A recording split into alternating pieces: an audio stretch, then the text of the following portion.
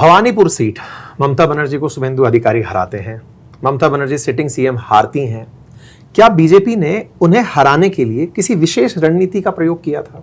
मुझे लग रहा कि जब बंगाल का हवा बना तो उसके लिए भवानीपुर अलग से नहीं बनाया गया। भवानीपुर अपने आप से हो गया।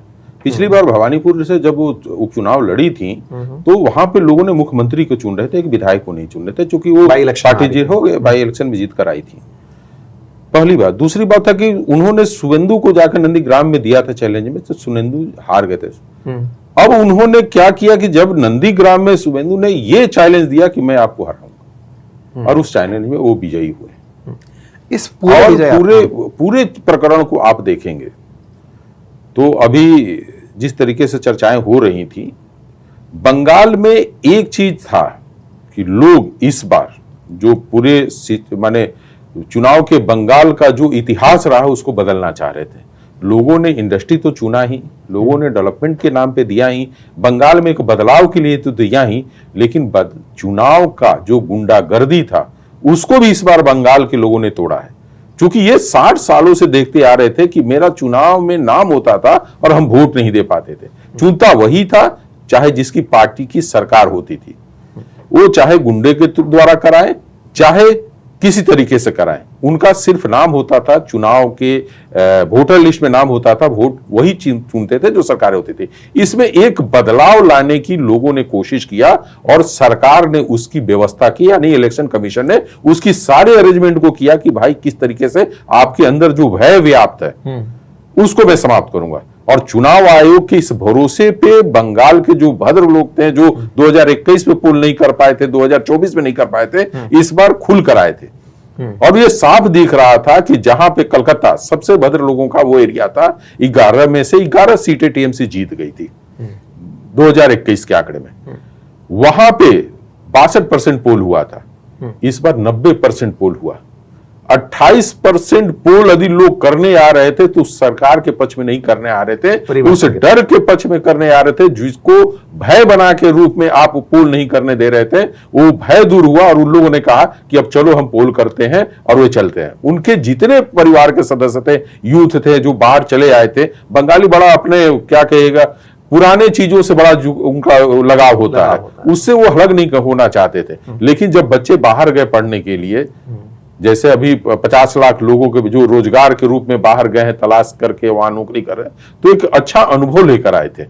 वहां पे सरकारें जो थी उसके अनुभव को लेकर आए थे और वो अपने पेरेंट्स को बताते थे कि भाई आप देखो कि किस तरीके से बंगाल बदला, कर्नाटका बदला, उत्तर प्रदेश बदला है, ये सब किस तरीके से बदलाव हुआ। ठीक है, इसी क्रम में क्योंकि अब यहाँ पे हम उस सवाल की तरफ बढ़ रहे हैं जो कि भविष्य को एक बार और स्टेप इन करेगा, क्या देखते हैं ममता बनर्जी और अभिषेक बनर्जी का भविष्य? आप बताएं। नहीं, हमको देखिए जैसे अभी उसी को हम एक तो पहले उस बात को थोड़ा आगे बढ़ा दे जो नंदीग्राम और भवानीपुर का मामला था। देखिए 3 बार ममता बनर्जी भवानीपुर से जीती हैं, जिसमें 2 बार बाई इलेक्शन में जीती हैं और 1 बार जनरल इलेक्शन में जो अपना जीता उन्होंने। 2011 में भी जब वो नहीं 11 में भी वो बाई इलेक्शन में जीती थी, उस समय तो वो लड़ी नहीं थी, चूंकि पार्टी उनकी लड़ रही थी, वो संभवतः एमपी थी, तो वो जीत गई। जब वहां उनकी सरकार बनी तो वो जीती थी वहां, तो फिर वही 54-55 हजार वोट से जीती। 16 का चुनाव वो लड़ी थी बतौर मुख्यमंत्री वहां, और कांग्रेस पार्टी ने दीपा दास मुंशी को चुनाव लड़ाया था वहां, जो प्रियरंजन दास मुंशी बड़े नेता थे, उनकी पत्नी थी। तो दीपा दास मुंशी के साथ बड़ी टक्कर अच्छी हो गई थी और 25,000 वोट से ममता बनर्जी जीती। फिर उसके बाद 21 में वो बाई इलेक्शन जीती। इस बार जब वो बतौर मुख्यमंत्री लड़ने गई तो 16 वाला रिपीट होने का एक बड़ा अगर चैलेंजर आता है तो ये था कि वल्नरेबल है सीट, वो कई कारणों से वल्नरेबल है। और दूसरा क्या है कि शुभेंदु अधिकारी के बारे में एक धारणा बन गई थी कि अगर भारतीय जनता पार्टी की सरकार बनती है तो ये मुख्यमंत्री बनेंगे और टीएमसी आउट हो रही है, तो इस धारणा ने शुभेंदु अधिकारी के पक्ष में बहुत काम किया। समीकरण वहां का तो देखिए, जो 51,000 नाम कटे थे एसआईआर में भवानीपुर में, उसमें 13,000 मुस्लिम नाम थे और 38,000 के करीब हिंदू थे। वो उतना बेटर नहीं करता, 24% तब भी वहां मुसलमान था। मुख्यमंत्री चुन रहे हैं, शुभेंदु को चुनेंगे तो मुख्यमंत्री चुनेंगे, ये धारणा उनको ममता बनर्जी के लिए वहां भारी पड़ गई। एक तो वो भवानीपुर की बात। देखिए एक थोड़ा सा रोक रहा हूं उनको, जो 38,000 जो नाम कटे थे उसका यूटिलाइज जो करता था वो टीएमसी के लोग करते थे सरकार के बदौलत। तो ये नाम कटना उतना महत्वपूर्ण नहीं था, वो यूज किस में हो रहा था, उसको जो छापा वोट था उसको इलेक्शन कमीशन और कहिए कि जो पुलिस फोर्स थे उसको रोका है। और भवानीपुर सीट पर अगर मैं फोकस ज्यादा दे रहा हूं, उसके पीछे का मेरा एक इंटेंशन और भी है, क्योंकि मैं राजस्थान से हूं, बहुत और राजस्थानियों का बिल्कुल, वहां बहुत वोट शेयर है, बहुत है। और राजस्थान के कई एमएलए या पूर्व बड़े नेता वहां पर सक्रिय गए थे कैंपेन रहे। और शुभेंदु अधिकारी जी ने जैसे ही चुनाव जीतने की नतीजे आए तो उन्होंने राजस्थान के प्रोमिनेंट नेता राजेंद्र राठौड़ जी को धन्यवाद दिया।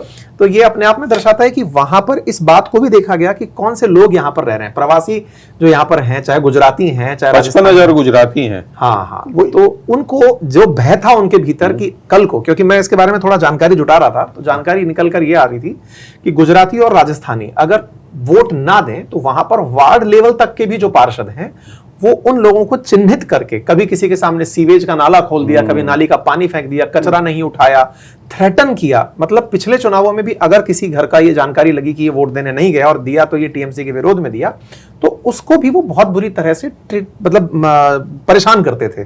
कहते हैं कि इस बार की बीजेपी की जो माइक्रो मैनेजमेंट था उसमें इस बात का खास ख्याल रखा गया कि 2 आने वाले महीने तक सीआरपीएफ नहीं हटेगी, अर्धसैनिक बल नहीं हटेंगे, और यह विश्वास कहीं ना कहीं ममता बनर्जी के लिए नुकसानदायक रहा। इस पर मतलब मैं राजस्थान का होने के कारण नहीं, एक और चीज आपको बता रहा हूँ, कलकत्ता शहर में जहां पे बीजेपी पिछली बार हारी थी, कलकत्ता हुबली हावड़ा जो एरिया है, वहां पे बीजेपी का पूरी तरह से वो था, जो सोसाइटी बड़े बड़े बने थे जिसमें 3,000 4,000 फ्लैट होते थे।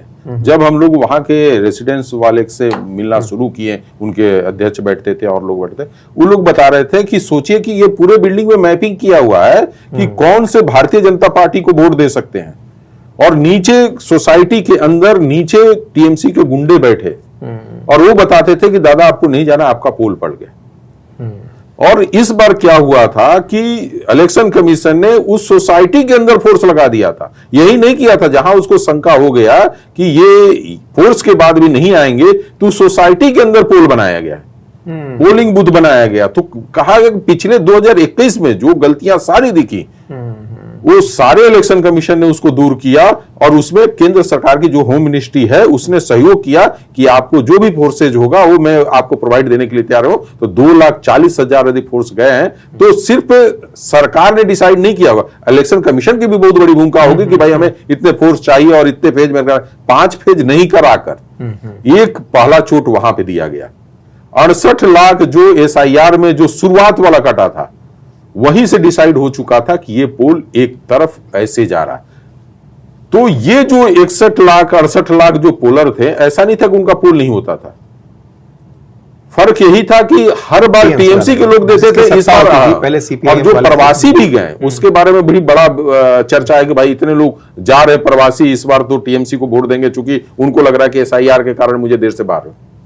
ये ऐसा नहीं था कि उनका पोल पिछले बार नहीं पड़ा था। लोग बार बार बोलते थे कि भाई वोट परसेंटेज बढ़ा उनके कारण, उनका पोल पिछले बार भी पड़ा था, वो पोल नहीं किए थे, उनका पोल टीएमसी ने किया था। ये पहली बार हुआ कि किसी ने 4 या 5 इलेक्शन के बाद पहली बार पोल करने के लिए बंगाल में आए होंगे, क्योंकि इतना अधिक वोट परसेंटेज अगर है, क्योंकि अगर 9 करोड़ की आबादी है, 50 लाख लोग बाहर हैं, तो अपने आप में बड़ा नंबर है। 5-6% जनता बाहर है, और इतना बड़ा संख्या में अगर 50 लाख लोग वोट देने आए। इसी में प्यारे साथियों, जहां आप मुझे सुन रहे हैं उसके नीचे एक सब्सक्राइब का बटन दिया हुआ है, जिसे दबाने में कोई खर्च नहीं आता, आपका समय लगता है 2 सेकंड का, लेकिन आपकी ये 2 सेकंड की कीमत हमारे लिए हौसला बनती है। अगर आप इस छोटे से काम को करते हुए आगे बढ़े तो ये हमारे लिए बहुत ही सकारात्मक रहेगा, हमारे हौसले को बढ़ाएगा, हम आप तक और अच्छा काम लेकर पहुंचेंगे, ये और सुनिश्चित करेगा।